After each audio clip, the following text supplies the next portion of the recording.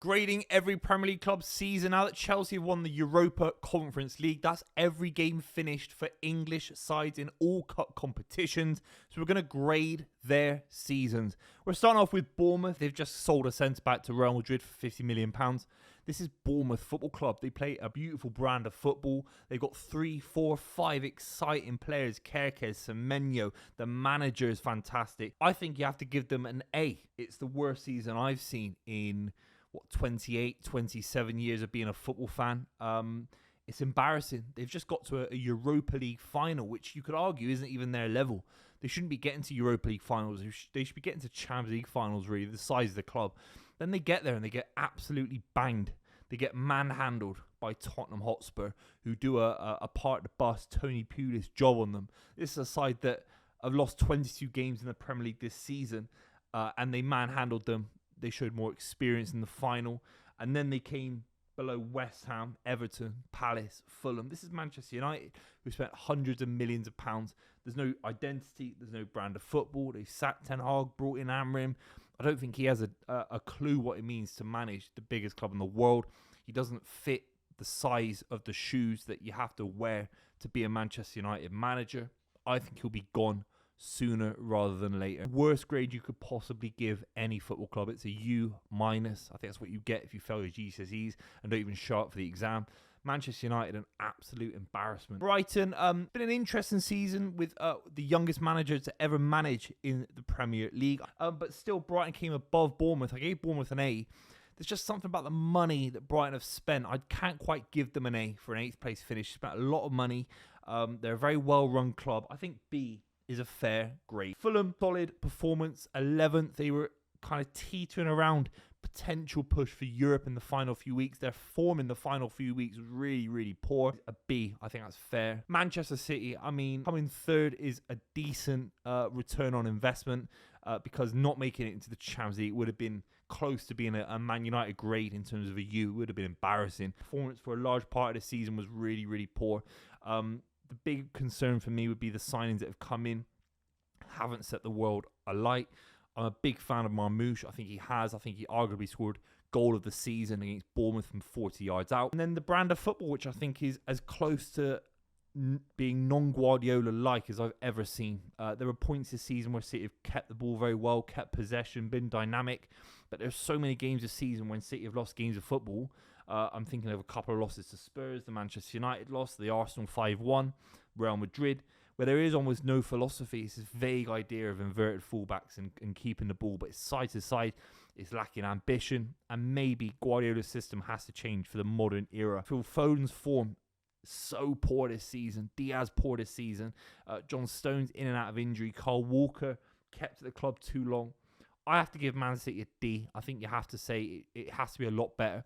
Can't expect anyone to win 5 titles in a row to justify having a good season. I think coming second, being competitive, was definitely in the kind of ballpark area of what City could have done this season. Crystal Palace beat Manchester City in the FA Cup final. They've never won a trophy in their lives. So whatever I say from this point on, it is an A at a bare minimum, because winning silverware is very, very difficult. Beating Aston Villa in the semi-final. Coming 12th again, that feels like a very Crystal Palace position, but the points totals and winning the FA Cup, it's as good as it's better than Chelsea season pound for pound. Have to give Crystal Palace an A+.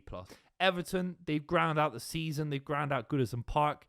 The biggest compliment is not getting relegated in their final season at Goodison Park. Have to give Everton a B. Leicester City, this is a U all day long because they have enough quality in the side. Had a couple of injuries and Fatou was a big miss for them this season. Sacking Cooper was an embarrassingly bad decision. Ruud van Nistelrooy, one of the worst managers in the history of Premier League football since Terry Connor at Wolverhampton Wanderers. It's a U for Leicester City.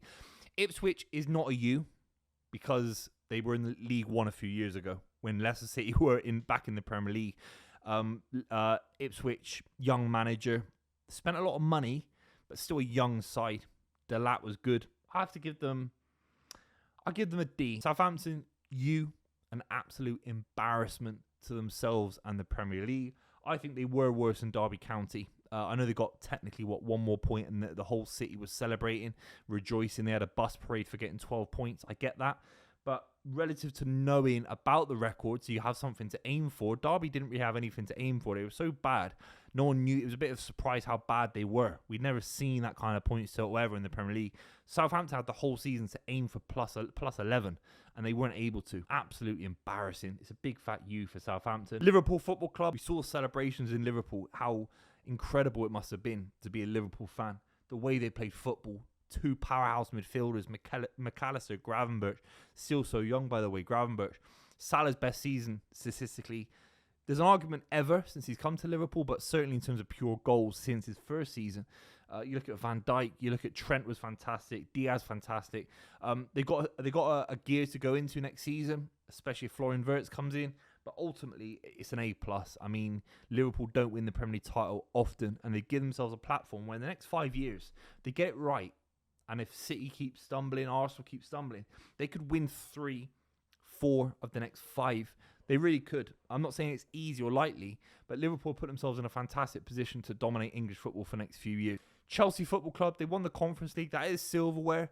It's baby silverware. It's probably below the League Cup for me in terms of priorities, or definitely below the FA Cup and the Europa League, of course.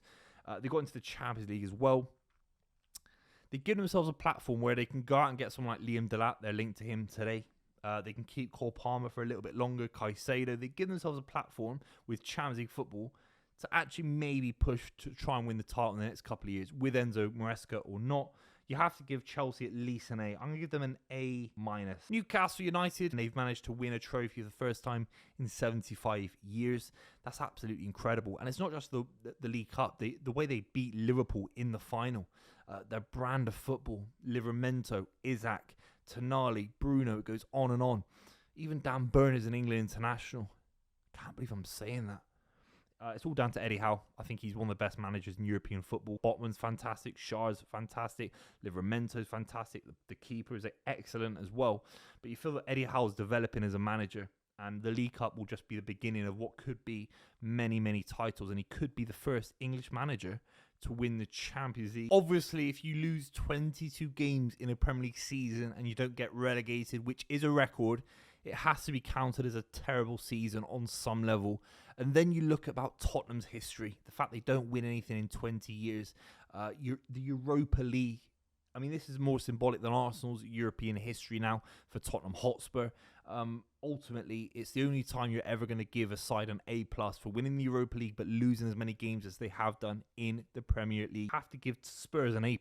You have to. Brentford, solid B. 2 standout players, Vissa and Buemo. They deserve all the credit. And Thomas Frank, surely in line for a big, big, big job in the future. Arsenal Football Club, I think these guys get a worse grade than Brentford.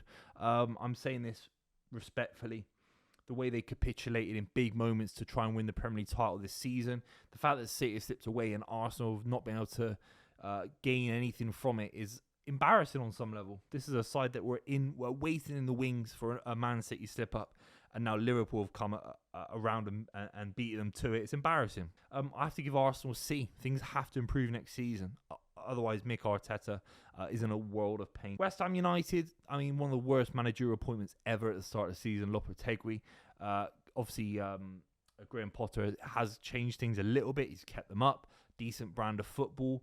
But they need a big summer clear out, and a load of transfers haven't worked. That isn't Potter's fault, but I have to give West Ham a D. Wolverhampton Wanderers struggled as well. Their side is a little bit thinner. They spend a little bit less money than West Ham United. Pereira's come in. He's brought a feel-good factor around the club as well. I'm going to give them a C. I mean, Cunha's form, Larsson's form, absolutely exceptional. Aston Villa, I mean, if they got into the Champions League, this would be an A season because they had a deep run in the FA Cup, a deep run in the Champions League, and then getting back into the Champions League would have been fantastic. Dropping into the Europa League, they were unlucky against Manchester United finally this season. That was the referee's fault, don't get me wrong, because he cost them momentum at a big point in the season. I don't think Rashford worked. I don't think Asensio worked. I don't. And Marlon came in. I thought they had decent moments. Don't get me wrong. I'm not trying to be a hater. But all three, I think they disrupted the balance of the Aston Villa side. Thursday night football awaits. I think it's a C. He had a lot of backing. in January. In August, if I predict them to get into any kind of European football, I'm laughed at because they were so close to getting relegated the last couple of years with Steve Cooper, with Nuno Espirito Santo. So getting to 7th, it has to be at least a B. It has to be. Let me know what you think in the comments down below. Make sure you subscribe. Do you agree with my shouts?